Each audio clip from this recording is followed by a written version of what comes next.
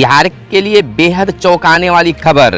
बिहार में black fungus को महामारी घोषित किया गया। बिहार सरकार ने ब्लैक फंगस बीमारी को महामारी घोषित कर दिया है।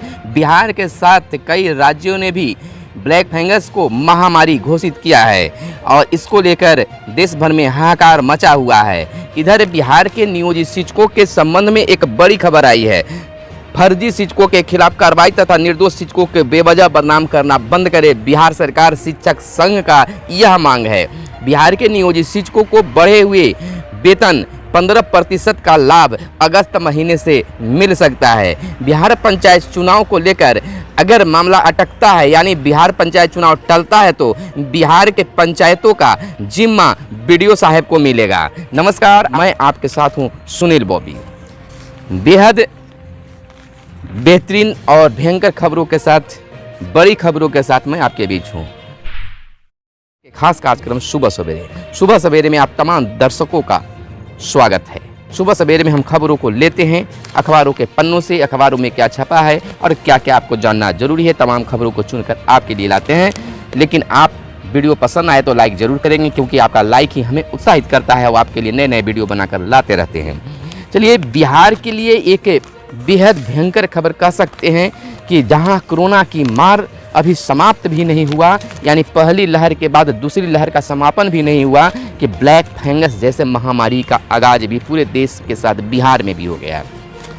बिहार सरकार ने इस पर फैसला लेते हुए ब्लैक फंगस बीमारी को महामारी घोषित कर दिया है। केंद्र के आदेशानुसार केंद्र के द्वारा कहा गया था कि विभिन्न राज्य जो हैं वहाँ ब्लैक फंगस के अगर मरीज मिल रहे हैं तो राज्य वहां महामारी से इस बीमारी को घोषित करें। सरकारी एवं निजी अस्पताल में आने वाले बीमारों व संदिग्धों को देनी होगी जानकारी। निर्णय लिया गया है कि बिहार में ब्लैक फंगस महामारी घोषित है। राज्य में ब्लैक फंगस के अब तक 167 मरीज मिल चुके हैं। बिहार में ब्लैक फंगस के 167 मरीज मिले हैं, जबकि दूसरे राज्यों में जो है इससे ज़्यादा ब्लैक फंगस के मरीज मिल रहे हैं। यह काफ़ी घातक है। जान जाने के साथ अगर बचते हैं भी तो आंखें निकालकर उनको बचाया जाता है। देश में ब्लैक फंगस के 200 से अधिक मौतें, देश में ब्लैक फंगस से 200 से अधिक लोगों की मौत भी हो चुकी है और बिहार में 167 मरीज मिले हैं। जहां 4 मिले थे शुरुआती दौर में, अब दोगुना होते वो चल जा रहा है, 167 तक मरीज पहुंच गए हैं। एक तरफ जहां कोरोना का रफ्तार धीमी हो रही है, वहीं ब्लैक फंगस का जो रफ्तार है वह तेज होते जा रहा है। प्रावधानों का उल्लंघन दंडनीय अपराध होगा। अगर इसको लेकर अगर कोई प्रावधान को उल्लंघन करता है तो वह दंड के भागी होगा। बिहार के मुख्यमंत्री नीतीश कुमार का कहना है कि एक नई बीमारी ब्लैक फंगस को राज्य सरकार ने भी महामारी घोषित की है। IGIMS एवं एम्स पटना के साथ साथ कई सरकारी एवं निजी अस्पतालों में ब्लैक फंगस की दवा उपलब्ध कराई गई है। राहत की बात यह है कि समय पर अगर इसका उपचार हो जाए तो ठीक रहेगा, क्योंकि दवाइयां भी निकल चुकी है। अब ब्लैक फंगस जो बेहद भयंकर यह बात है, बिहार के लोगों के लिए सतर्क रहने की बात है। वहीं बिहार में संक्रमण दर जो है कोरोना का वह धीरे धीरे कमता जा रहा है। राज्य में संक्रमण दर गिरकर 3.11% पर आ गया है। अगर कल कोरोना संक्रमित मरीजों की बात कर ले तो कल कोरोना संक्रमित मरीजों की संख्या पूरे बिहार में 4,375 नए मरीज मिले हैं। अगर उससे पहले की एक दिन पहले की बात करें तो 5,155 नए मरीज मिले थे। बिहार में कोरोना संक्रमण के दर में 3.11% की गिरावट आई है। पिछले 24 घंटे में संक्रमण दर में 1.01% की गिरावट आई है। एक दिन पूर्व राज्य में कोरोना संक्रमण का दर 4.12% थी। राज्य में शनिवार को यानी कि कल 4,375 नए कोरोना संक्रमित मरीजों की पहचान की गई है।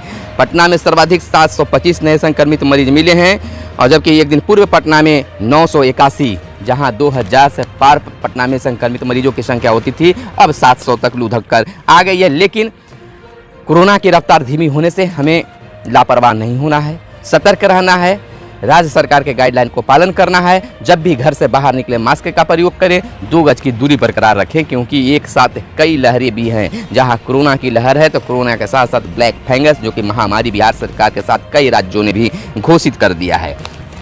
कोरोना से निपटने के लिए बिहार सरकार यानी नीतीश सरकार चुपचाप नहीं है, बल्कि रोज नए नए इस पर पहल कर रही है। देखिए, बिहार सरकार के द्वारा गाँवों में जो कोरोना की रफ्तार तेज होती जा रही है, कोरोना के रफ्तार गांव में भी देखने के लिए मिला है, कई मौतें भी जो हैं गांव में भी हुई है। उसको लेकर बिहार सरकार ने एक बड़ा पहल किया है। बिहार के गांव में दौड़ेगा टीका एक्सप्रेस। एक गाड़ी बनाई गई है जिसमें टीका उपलब्ध है और वह गाड़ी लेकर विभिन्न गांवों तक जाया जाएगा और लोगों को जांच कर टीका लगाने का काम किया जाएगा। 75 पार के लोगों को टीकाकरण की रफ्तार बढ़ाने की मांग की गई है, जिसका उम्र 45 से पार, क्षमा करेंगे 45 से पार जिनका उम्र हो गया है, उनको टीकाकरण की रफ्तार बढ़ाने की बात की गई है। ग्रामीण इलाकों में टीकाकरण में तेजी लाने का सरकार का फैसला है और RT-PCR जांच के लिए चलंत वैन को हरी झंडी दिखाकर मुख्यमंत्री ने रवाना कर दिया है। गाँव-गाँव जाकर RT-PCR जांच के लिए जांच किया जाएगा वैनों के द्वारा और लोगों को राहत दिया जाएगा। हालांकि देखिए, बिहार में कोरोना टेस्ट की संख्या बढ़ी है। जहां 1 लाख कुछ हुआ करते थे, अब 1.5 लाख तक कोरोना 1,40,000 तक जांच हो रहे हैं, लेकिन संक्रमण दर में कमी आ रही है। इसमें हम लोग को लापरवाही अभी बरतने की जरूरत नहीं है।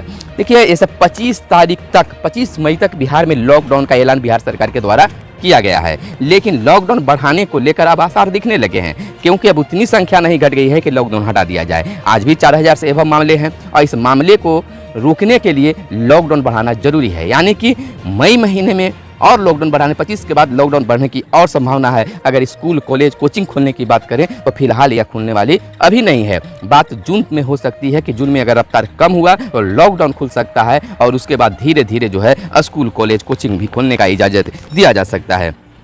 लॉकडाउन बढ़ने के आसार, सीएम ने कहा फैसला बैठक के बाद है।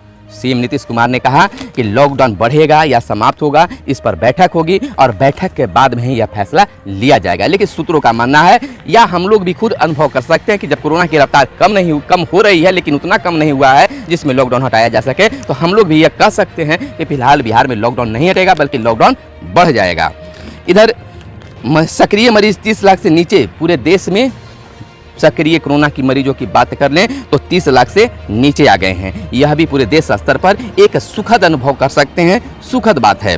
नेपाल में संसद भंग, नवंबर में चुनाव होंगे। नेपाल में जो है संसद को भंग कर दिया गया है और चुनाव जो है नवंबर में होने की संभावना है। इधर देखिए, जहां बिहार के शिक्षक जो हैं कोरोना वॉरियर्स के रूप में मांग कर रहे हैं कि हमें घोषित किया जाए, क्योंकि अन्य जगहों पर चाहे वह सामुदायिक सार्वजनिक भोजनालय हो, सामूहिक भोजनालय हो, वहाँ भी लगाया गया। कई जगह पर रेलवे स्टेशन वगैरह पर भी शिक्षकों को लगाया गया, लेकिन सरकार इस पर अभी कोई पहल न की है। लेकिन एक पहल किसान सलाहकारों के लिए किया गया है। किसान सलाहकारों की मौत पर मिलेगा 4 लाख रुपये। 4 लाख रुपये जो है किसान सलाहकार जो हैं बहाल हुए हैं, अगर उनकी मौत होती है तो सरकार की ओर से 4 लाख मिलेगा। जिस प्रकार से बिहार के नियोजित शिक्षकों को मौत के बाद में 4 लाख मिलने की घोषणा है, उसी प्रकार से अब किसान सलाहकारों को भी मिलेगा। पंचायतों में काम करने वाले सलाहकारों के लिए हुई है यह व्यवस्था। मानदेय में भी हुई 1000 की वृद्धि, अब मिलेंगे 13,000।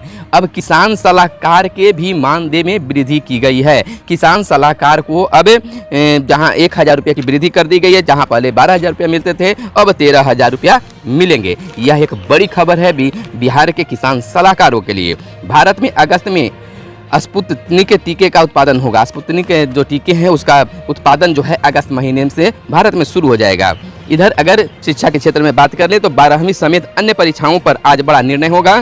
पेशेवर कोर्स की परीक्षाएं, प्रवेश परीक्षाएं पर उच्च स्तरीय बैठक होगी। कोरोना के मद्देनजर 12वीं बोर्ड की परीक्षा स्थगित कर दी थी, तो आज परीक्षाओं को लेकर बड़ा फैसला जो है देश स्तर पर होगा। उसके बाद ही इस पर कोई ऐलान किया जा सकता है। प्रदेश में 5,000 करोड़ घटा निवेश से घर आने वाला पैसा, विदेश से घर आने वाला पैसा, यानी कि यह एक खबर है कि विदेश से पैसा आना जो है बिहार में अब फिलहाल कम हो गया है, क्योंकि जो जहां है वहीं पर अभी सुरक्षित जगह पर अपने घर में रह रहे हैं।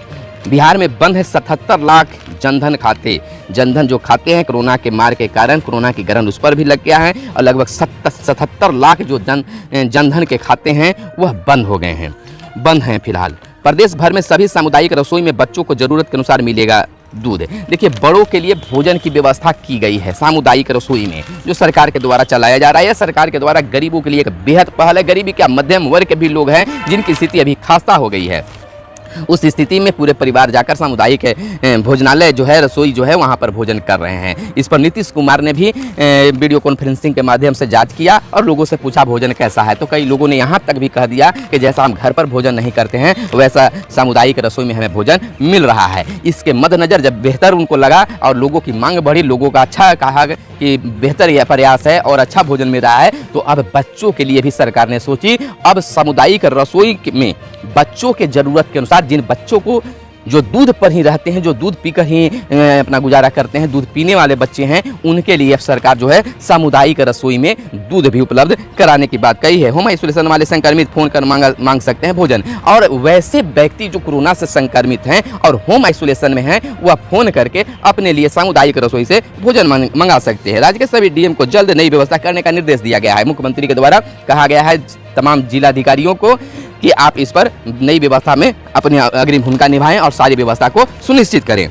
45 पार के 3 करोड़ 19 लाख लोगों का होना है टीकाकरण। 45 पार के 3 करोड़ से ज्यादा लोगों को भी टीकाकरण लगने की बात कही जा रही है। स्मार्ट मीटर के लिए धन की कमी नहीं, काम में तेजी आएगी। देखिए, कोरोना के कारण स्मार्ट मीटर लगने का काम जो था वह बंद हो गया है। अब सरकार का कहना है कि इसको लेकर कोई धन की कमी नहीं है, लेकिन जैसे ही इसकी कोरोना की रफ्तार में और कमी आएगी तो मीटर लगाने का काम तेजी से शुरू कर दिया जाएगा। बिहार के शिक्षा मंत्री का एक बड़ा बयान कोरोना को लेकर आया है और उन्होंने कहा है कि स्थिति में काफी सुधार होने के लक्षण दिखने लगे हैं। यह नीतीश कुमार का, बिहार सरकार का एक सकारात्मक पहल का ही नतीजा है कि बिहार में इतना जल्दी कोरोना का पारा लुढ़का है। हालांकि अन्य राज्यों में भी पारा लुढ़क रही है, सभी तमाम सरकारें जो है इस पर काम कर रही है, लोग भी अब जागरूक हो गए हैं।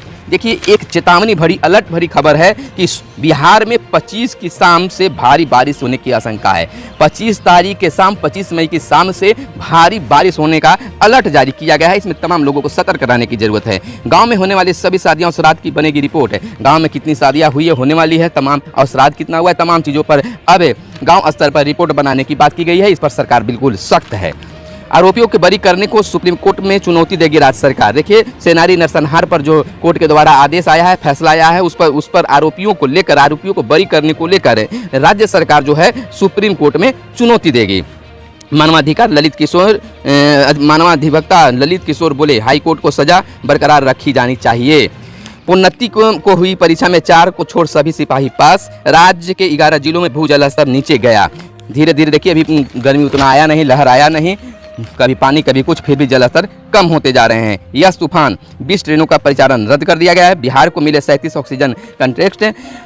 अब देखिए, बिहार में पंचायत चुनाव को लेकर जो अटकलें चल रही थी, अभी अटकलों पर कोई विराम नहीं लगा है। राज्य निर्वाचन आयोग इस पर फैसला नहीं लिया है। जैसे ही अगर फैसला आ जाता है कि चुनाव को तत्काल रद्द कर दिया जाता है, तो जैसे ही 6 माह के लिए, 3 माह के लिए रद्द किया जाएगा, तो वैसे ही प्रशासनिक तौर पर पंचायतों को सौंप दी जाएगी। यानी बीडीओ साहब को विभिन्न पंचायतों को देखरेख करने के लिए जिम्मा सौंप दिया जाएगा। इधर बिहार के नियोजित शिक्षकों को लेकर एक बड़ी खबर यह है कि बिहार के नियोजित शिक्षकों का जो 15% के वेतन वृद्धि 1 अप्रैल 2021 से किया गया था, उसे अभी लाभ नहीं मिल पाएगा। उसका सीधा लाभ नियोजित शिक्षकों को अगस्त महीने से मिलने की संभावना बताई जा रही है। और जब तक कहा गया कि जब तक वित्त विभाग से अगर वह फाइल वापस नहीं आता है, उस पर दिशा निर्देश जारी नहीं होते हैं, तब तक पे फिक्सेशन नहीं होगा। पे फिक्सेशन और आने जाने गाइडलाइन जारी करने वगैरह में 1-2 महीना समय लगेगा। इसलिए अगस्त महीने तक संभावना जताई जा रही है कि बिहार के नियोजित शिक्षकों को नया वेतन 15% वेतन वृद्धि के साथ मिल सकता है।